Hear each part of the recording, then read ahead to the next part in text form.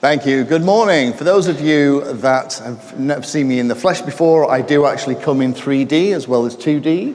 The next 20 minutes, and I am conscious I'm between you and coffee, right? So we're going to try and stay to time because I know everyone needs to be caffeinated for these things.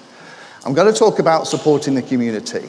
Before I get into a couple of slides, what would help me would, and this is audience participation. Sorry, I'm going to do a bit of that.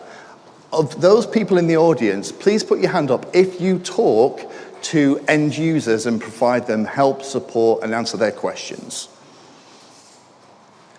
Thank God for that. I'm not talking to a room of people who have no idea what I'm banging on about. Thank you for that. So what I'm going to do in the next 20 minutes is talk about the things that I do when I'm talking to the community, so that even after 20 years of doing it, yeah, I am that old, I'm still getting a kick out of talking to people, and I still look forward to engaging with the community on a daily basis. The support I'm talking about is a little bit different from the support you would provide to a prospect or a customer. This is what sometimes is referred to as the great unwashed. These are all the people out there around the world coming into the project. Now, there's loads of different ways that we can cut up the market and the people that we talk to and support, okay? There's the classic pyramid where you guys are at the top. Everyone in this room I would consider an expert who knows what they're talking about. You're the orange bit. And then as you go down, you find that the knowledge and expertise decreases, but the number of people in that community increases exponentially.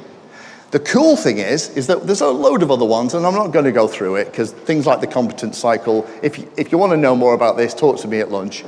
But what's happening is ArduPilot as a project is becoming more and more popular. So rather than it being something that only weird people did in their bedrooms 15 years ago, they were soldering stuff together to make a UAV just to see if they could, these days it's billion-dollar business. And that's... Well, let me put it this way. Is there anybody here, when they were a kid, who didn't take their toys apart to see how they worked? Right, okay, prosecution rests. Yeah. Well, the thing is, and this is the point, that is normal for this community. We all are frustrated engineers. We have those kind of brains, and it means that when we are presented with a problem, we naturally try and break down that problem into thinking about what the actual causes could be, and we start to investigate those causes. That kind of skill is fantastically useful when you're trying to fix why your ESC doesn't work in your thing that you've just made. Lots of people coming into the community these days don't necessarily have that same wiring. They aren't the kids that took their toys apart when they were a kid, right? But then when we're trying to support them, we're trying to help them understand how to build what is a relatively complex flying robot using ArduPilot when they don't have that kind of natural instinct. So yeah, we are all a bit weird, but weird in a good way. So I'm going to go through the 6 things that I do when I'm providing free support. So for those of you that already do this, you might kind of know a little bit about this, and as I'm talking about it, you'll kind of go, yeah, I do that. Right? But also, over coffee, I'd love to hear from those of you who do this to kind of give me any tips and tricks that I've missed, because everybody has our own way of doing it and what the time we put into the community and what we get out. For those of you that didn't put your hand up, the reason that this is important is the people that we are training on ArduPilot are going to be your employees and competition in 2 years' time. So this is where those new people are coming from all of us spending hours and hours in forums, YouTube, GitHub, Discord, bashing our head against brick walls, helping these individuals be able to build this stuff and fly it successfully. So here's my 6 top tips. Are you ready? Number 1, when you are going to deal with a community for free and give your time for free, emphasis on the for free, right? You're just doing it because you're giving back to the community. Have a real think before you start down this road about what you will accept, what you want to do, how often you're going to do it, when you're going to do it, what methods of communication. Are you only going to do it on Discord? Are you going to be an idiot like me, making videos on YouTube every day to answer questions? How that's all going to work. But the other side is also have a think about what you expect from the people who ask you for questions, right? You need to be clear on that, and ideally publish it in a way that you can refer to if anyone ever asks you a question that's a little bit spicy, okay? Now, usually that's part of a forum. There's a comment section, you know, that thing with the forum rules that nobody ever reads, right? But I have a couple of paragraphs under every single one of my videos that I do on YouTube that explains what my expectation is of people interacting with me, okay? It's a very, very long way of saying don't be an idiot, but basically it lays it out. And if people are not complying with that, then my responses are prorated. Does that make sense? It's good to have that because also when you start engaging with the community, those of you that already look after them, you will know that there's never only one question, right? You answer one question, it's like peeling an onion. There's at least one more, probably two, probably a dozen, right? And if they find somebody who's willing to help them, they will hold on to dear life, particularly if they're new into the ArduPilot community. They will hold on to you and just go, please, please, help me, help me, help me. And that's great, but some of us have families and need to sleep occasionally, so have a think about that. The next one, which kind of leads on to that, is set expectations, all right? The reason that this one is there, and the reason that this is one of my rules, is that I only provide free support via YouTube comments. But if you look, you can find my email address and you can probably get my phone number. And I get lots of emails and phone calls from people. Hi, my name's John. I've just built a quadcopter and it nearly killed me. Can you help me fix it? Right?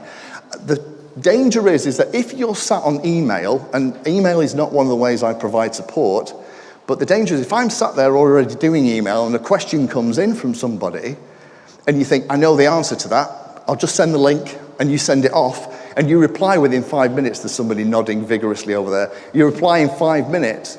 That person thinks, brilliant, I've got my own tame YouTuber that can respond in 5 minutes. Let me send him the other 7 questions. If I then don't respond within 5 minutes, I get to him maybe the following day because I did something that involves, you know, normal stuff, then I'll come back and I'll probably find a spicy follow-up with like, oh, have I offended you? And I'm like, hang on a minute, I'm doing this for free. So be careful about managing your expectations. If people are contacting you outside of the routes that you have put in place to provide free support, my rule is I try and leave it 48 hours to reply to any. I'd still reply, but I don't reply quickly. And what that does, it's like training a puppy. It just gives that user the experience of, no, he will get back to you, but it's not going to be instant, and I've not set an expectation that then I'm going to regret in the future. I'm loving all the nodding. All the people who do this are like, yeah, been there. Next one. I was told when I was a kid, there is no such thing as a silly question, okay? And I still absolutely believe that. I think if someone is asking a question, it's because they need help. And if I am able to help, I want to. So there's no such thing as a silly question, but there are definitely lazy and rude ones. And we get those all the time, right? The verbosity and clarity of the question that I get will directly be proportional to the length and clarity of the reply that I give. If somebody says to me, hi Lee, big fan, watch your videos all the time, building XYZ, had this problem, I've tried this, I'm really stuck, any help you can provide would be amazing, cheers John, I'm going to spend a bit of time, I'm going to write a couple of paragraphs, give them a couple of links, things to try. If it's a one-liner, I'm not going to actually show of hands who's had these, but I guess it's going to be everybody, which is something like, follow video, doesn't work, what problem, 7 exclamation marks. I can't really help with that. So what I will normally do in those instances, I still want to reply and I want to try and help, because they're obviously stuck, but my reply, and you'll see it, if you ever look at my videos, right, you'll scroll through this after this talk and you'll go, oh, he's done that. I say, what troubleshooting have you already done? Question mark. That's my standard response. Almost always, I never get a reply. The reason I never get a reply is because that individual's probably sent that exact same question to a dozen people and he's got the response from somebody else. But if they cannot engage with me to provide some very basic information, I'm on a hiding to nothing. I'm never going to be able to help them. That leads me to the third category. Never, ever feed the trolls. Now, this is different if you're in a business. We were talking about this just before. If you're in a business and they are your customers and they're being hard work, that's tough. They give you money, you're stuck with them, right? When you're providing free support, you are allowed to dictate how you deal with these people.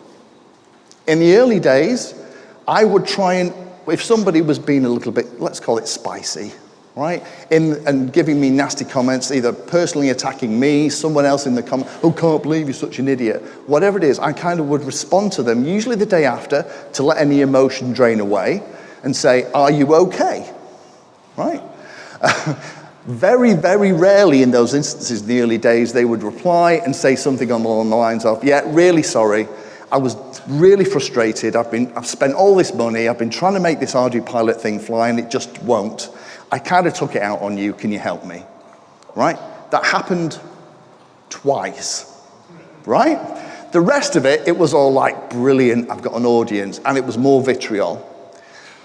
I have a zero tolerance policy for people who cannot be polite and follow the rules of society.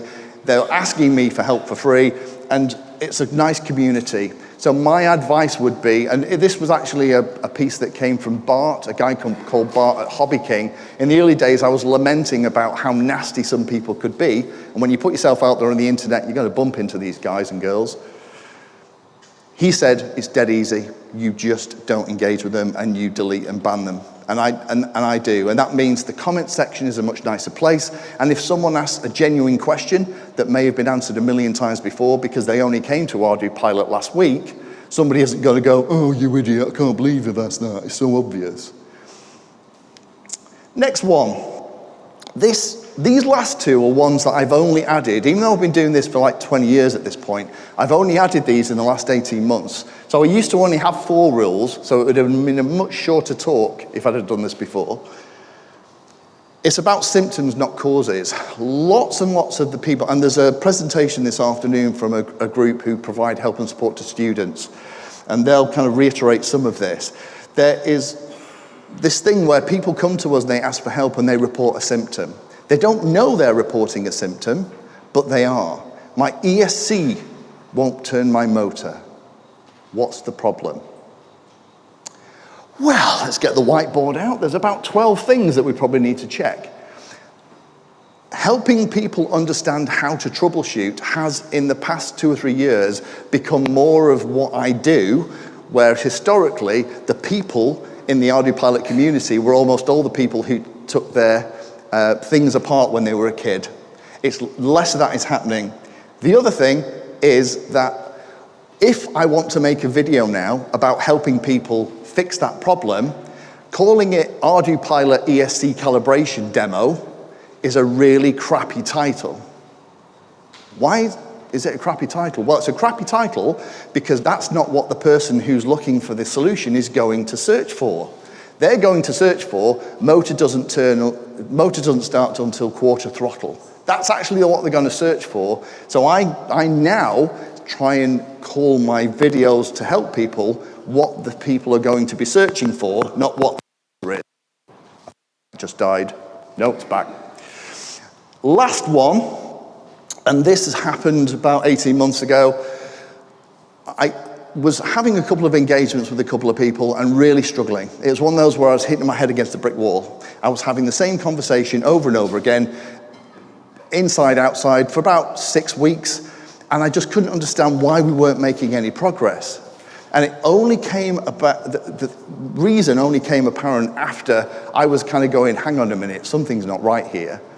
One of them was a 70-year-old guy with early onset dementia, and the other guy had been in a motorcycle accident and had a critical head injury, right? Some people will tell you if they have a cognitive issue when you are trying to help them. Lots of people don't. So my rule of thumb, and this is a bit of a weird one to talk about, but if you are ever in a support situation and the individual you're talking to is really struggling, or you're just like, this just doesn't make sense, just take a step back. You may be dealing with somebody with severe ADHD or some dementia, Alzheimer's, critical brain injury, all kinds of different things. So just keep that in mind. The last tip, which is part of this, is never ever get involved with a support call when you are in a grumpy mood. Right? It works the other way. So if you drove out of your drive in the morning and backed over the cat, that's not the day for you to try and help people, because you will probably be spicier than you intend to be.